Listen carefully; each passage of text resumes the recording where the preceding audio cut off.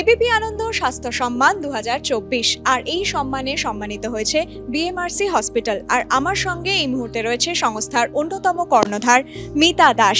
কেমন লাগছে আপনার? খুবই ভালো লাগছে। এমন সুন্দর একটা স্বীকৃতি পেলে, পরিশ্রমের মর্যাদা পাওয়া যায়, সেটা সকলেরই ভালো লাগার কথা। এত বছরের জার্নি আর আজকে সেরকম একটা পুরস্কার, কি বলবেন, কি অভিজ্ঞতা এতদিনের পথ চলা? দীর্ঘ 20 বছর ধরে আমরা চেষ্টা করে যাচ্ছি নিরন্তর সর্বসাধারণ অতি সাধারণ মানুষের জন্যে সাধ্যের মধ্যে চিকিৎসা ব্যবস্থা করার জন্যে।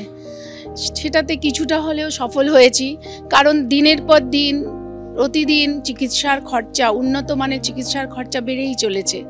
তার মধ্যে থেকে এটাই আমাদের চ্যালেঞ্জ যে সাধ্যের মধ্যে চিকিৎসা সাধারণ মানুষের কাছে পৌঁছে দেওয়া।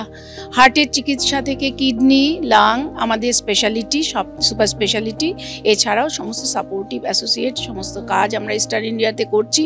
গোটা ওয়েস্ট বেঙ্গলে 35 ইউনিটস আমরা চালাচ্ছি। তার সঙ্গে উড়িষ্যা ঝাড়সুগুড়ায় আমরা কার্ডিয়াক কেয়ার হসপিটাল শুরু করেছি এবছর। এইভাবে কাজ করে চলেছি।